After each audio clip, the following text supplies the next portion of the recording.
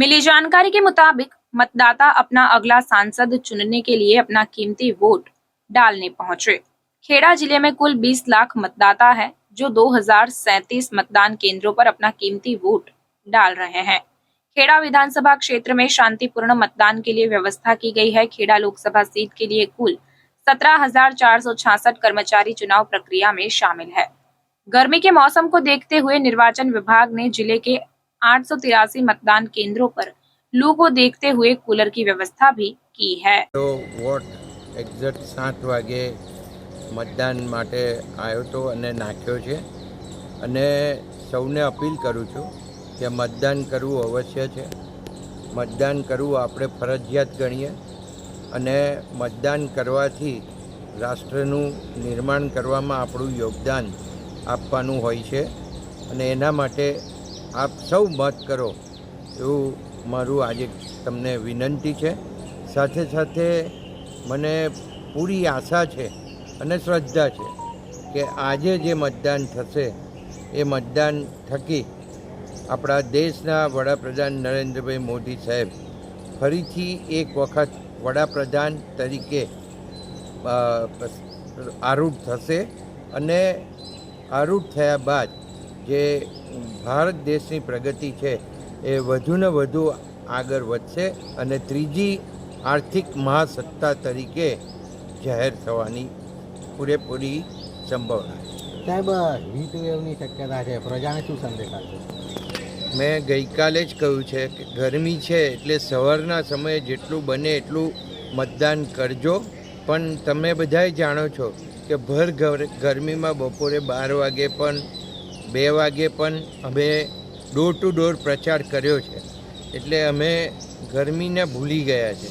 ત્યારે રાષ્ટ્ર નિર્માણમાં આપણને ગરમી ભૂલી અને આપણું પૂરેપૂરું મતદાન થાય એ ખૂબ જરૂરી બાબત છે અને બધા મતદાન અવશ્ય કરે એવી વિનંતી।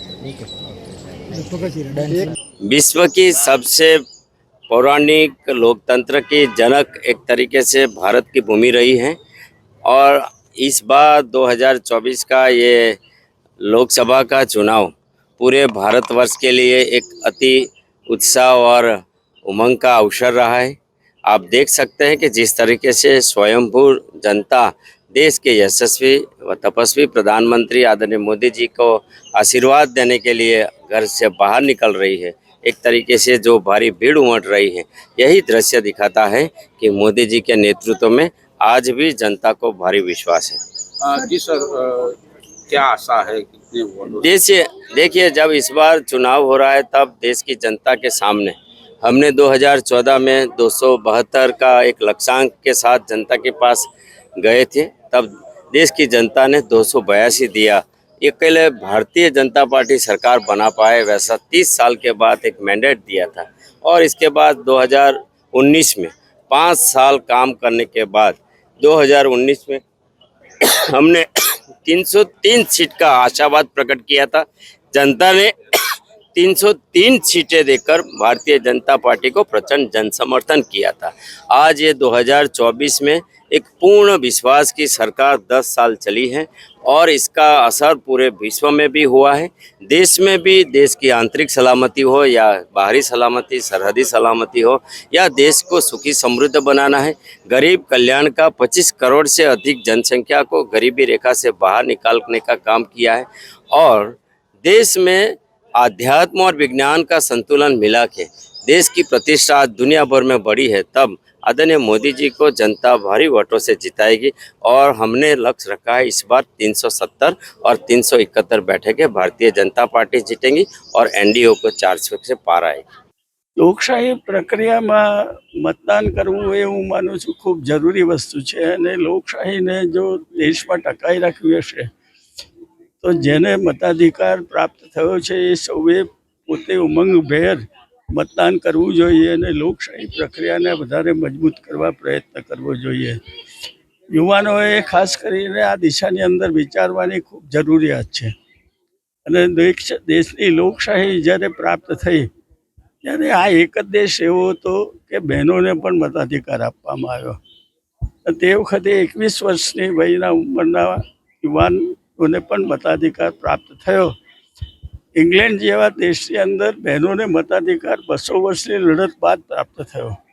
જ્યારે આ દેશને લોકશાહીની અંદર પ્રથમ દિવસે જ બહેનોને પણ મતાધિકાર પ્રાપ્ત થયો એ એક ગૌરવની વાત છે.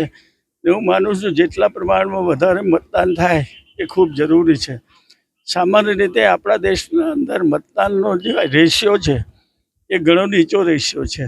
ને હું માનું છું 50-55% મતદાન થાય એમાંથી 50%થી વધારે મત મળે એટલે હું માનું છું કે 25 થી 28% મતદાન પ્રાપ્ત કરનાર પ્રતિનિધિ બની જાય અને 75% જે પ્રજા રહી એને પ્રતિનિધિત્વ મળતું નથી.